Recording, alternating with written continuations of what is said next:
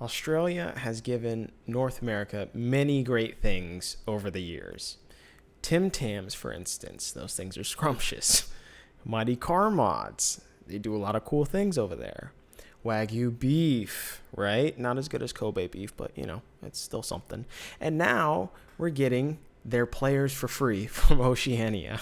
So, as we've all heard the news, Oceania players are no longer an import or are no longer import status for North America, which is a fantastic thing. That means essentially we have grown our server size artificially in that sense, which is a really good little kickstart and whatever. Now, that is at the cannibalization of Oceania itself, but you gotta break some fucking eggs to make an omelet, I guess. So, with that said, this is going to be a great farm system in that sense for North America. Just, I would like to make the equivalent of the NCAA is for the NBA, right? And yeah, I know NCAA gets a bad rap for, not paying their players appropriately, or rather that they don't get paid appropriately from other revenue streams or whatever. That's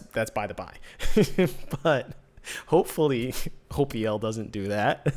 But this is going to be a really good farm system because they've already have some loose infrastructure there, right? They already have like team houses and whatnot and organizations and whatever, and they'll be able to create maybe a regional tournament setup. Of course, Riot had said that that will be how Oceania teams, or OPL teams, I guess, qualify into Worlds, right? They'll still be able to go to major tournaments and whatnot if they're good enough.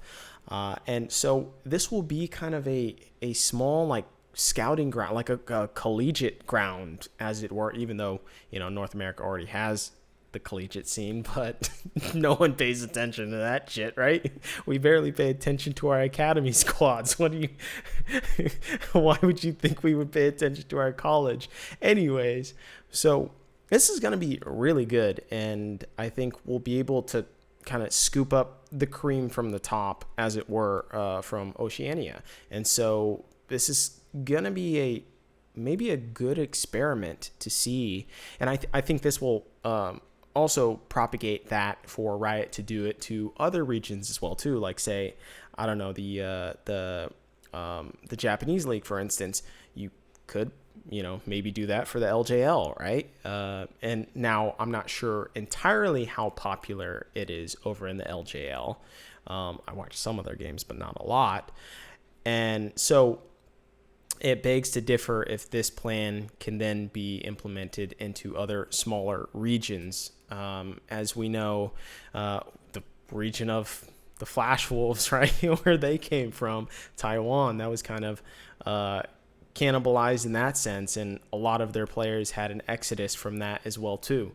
And of course, with the whole, they went away from their Guarania little regional league or whatever, and that got changed a whole bunch. I actually forgot the name of what it was called before, but you guys know what I'm talking about if you follow that history over there. Now, I think this is kind of cool because, in essence, what this is going to do is for the absolute best Oceania players, they're going to not be locked or landlocked, I guess, as it were, to their region itself, because they'll be able to then transcend that region, right? Like, they won't be held back by the Australian system to where, well, now they have to play in OPL, right? Because no one's going to take a chance on someone who is great in the OPL scene, but then takes up an import slot over in North America, right? We would just rather buy Koreans at that point, right? And just spend the extra little bit of cash instead of buying shit car parts that may or may not work, right? I'd just rather buy, shit that's proven, right? I'd rather buy HKS or Tomei or, whatever the fuck. So, yeah, well, I guess those are all Japanese brands now, aren't they? So that's the whole idea, though, is that they can scoop the cream from the top, and try these players because they've already been battle tested in that sense. And I think also to be considered, this is better than picking up raw solo queue talent, even from North America in that instance, because they've already been in a team environment, right? It's like you get this accelerated program, right? Like, I don't know if you guys had, I don't even know if they still have this shit, but the AP classes or whatnot, back in high school, it's like, cool, you could earn some college credit and you would already be started in earning college credit while you're in high school. So then when you transfer to college, you already have a little bit of kickstart, right? Like, now you don't have to take 4 years to finish your degree. Instead, you might get away with 3.5 years or some shit, or 3 years if you're really smart, right? So this is kind of like that in essence when you think about it. So I think this in general is a really good idea for the very high skilled players, and it's way less of a risk than taking up talent in North American solo queue, as I said. So now let's go kind of, I guess, parenthetically, you could say that Oceania players are about the same culturally, if not even better than most EU countries in terms of their similarities to Americans. Now, remember, this is the bastard stepchild of Great Britain, right? And like back in the day, it was Britain would send all of their prisoners over to this fucking island, because Australia is an island. And if you guys don't know, the middle of Australia is basically a huge fucking desert. So the general populace of Australia all outlines the entire coast, right? So that's like basically where everyone lives, is on the coast. And then as you go more and more inward, it's just a complete desert, blistering fucking heat. Like, you hear those horror stories of people being like stranded out in the fucking outback. Like, the outback's no joke, like none at all. And don't even get me started on the whole insects and shit that they have over there that are gigantic. I don't know what it is about the heat, but it just makes insects bigger. I don't know why. Anyways, side point.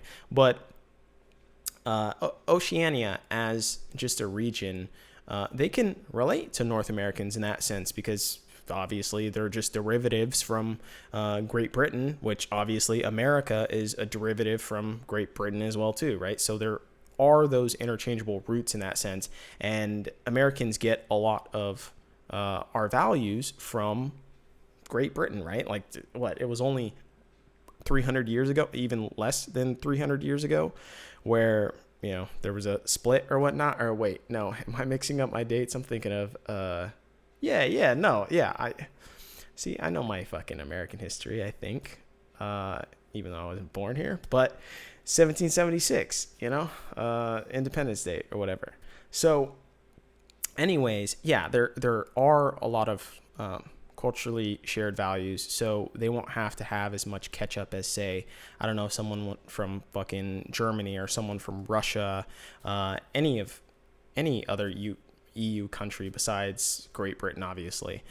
So I think that won't be that much of a culture shock, to where it'll be a faster acclimation, right? And not only that, but you'll be able to see a similar power level of when they transfer over, right? Now, of course, you have to attune for the different competition that they had over there and whatnot. But in a general sense, I would say that you kind of know the package that you're going to get, because obviously there's not the language barrier, there's not the cultural barrier that much. So it's more of a surefire way in terms of integrating to the team in the out of game perspective in that sense, right? So that's another good factor for host players, right?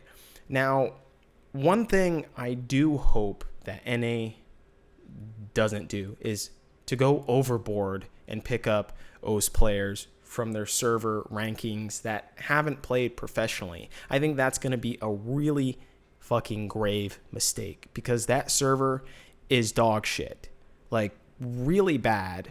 Because I remember back in 2018, I did this analysis of the OS server compared to North America, and it's really, like, you thought that North America server was bad. Like, you go over to Oceania and it's really bad in terms of even the top end is terrible. I mean, you could even listen back to some of the things that Dom has said, I Will Dominate, about Oceania as a server, because he flew over there to go play on the server and stream it. And he has a couple different videos that talk about his experience playing over in Oceania. But this isn't necessarily about that, but that's a tangent for him. Another, I guess, voice to say that, yeah, this is a pretty bad server. But the current challenge cutoff for rank 200 sorted by server, this was back in 2018 when I did this, and I grabbed the statistical data from op.gg, right? Korea rank cutoff was 486. EU was 463. EU Northeast 427. NA 376, right? These are all LP numbers, of course. And to add some different comparisons, let's go with Brazil. Brazil is fucking 446, or at least I think this was before the server merger or whatnot. Japan 271, right? Like, really bad. Oceania 184. Oceania didn't even have top 200 in Challenger, right? The lowest in Challenger at that point in time was 195 LP. To put this into perspective, so right now, North America, the lowest LP that you could get in Challenger is 345. So that's almost 1.5 times as much as the cutoff for Challenger in Oceania, and that's not even filling the entire ranks of Challenger over there anyways. It's really, this year, 564 LP is the Challenger cutoff for Oceania, which only has 50 Challengers and can't even fill 200 slots. North America is 988. The lowest Challenger in Oceania right now would be rank 345 in North America. They wouldn't even be in Challenger. They would be in Grandmaster, like middle of the pack Grandmaster or some shit, right? So I'm not saying this is an incredible indictment or knock on a lot of the top tier Oceania players, but for teams that are looking to try and maybe scout something or dig through this coal mine to find that diamond in the rough or something, you might as well just do that in another region. Like, it would just be kind of a waste of time, or just do that in North America if you want to go that far.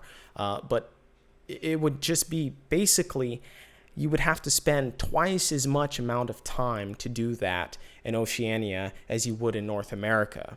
So you might as well just do it in North America at that point, right? It's just way less effort in that sense. And as I said, all the cream rise to the top, and then you scoop that up from Oceania, right? Especially with their regional tournaments and whatnot. So I don't want North American teams to just think that, oh, well, we could just grab any Oceania player and, it's all good and it's all gravy. It's like, no, you need to be very considerate and concise with how you draw talent from that region. I'm not saying don't pick up OCE talent. That's not my point. But to pick up anyone other than, I don't know, maybe like top 5 Challenger players would be a joke, unless they're proven in the regional league itself, right? Like, you could pick up a guy like Surenfire or something, which, I know a team already has. I forgot which team, Cloud9. So, yeah, you could pick up a Surenfire. You could pick up, Lost or an FBI or a King or something, or, a fucking Chippus. Like, yeah, you could pick up all those players. They've all been proven. They've all shown that they're really good players. So I have no problem with that, but I do have a problem if you're trying to pick up some of the lower end talent, right? Because your effort is just better spent in a server which is better, right? Which is the whole reason as to why North America had a problem with picking up North American talent, right? Because it was so hard to figure out who was good and who wasn't, just because there were the solo queue quality was so low. So, they had to scoop from the top, as it were. So I would just like to see NA be a little bit measured. Don't go so fucking rabid over the OCE exodus, and just kind of take this measured and go for talent that is actually a little bit more proven in that sense.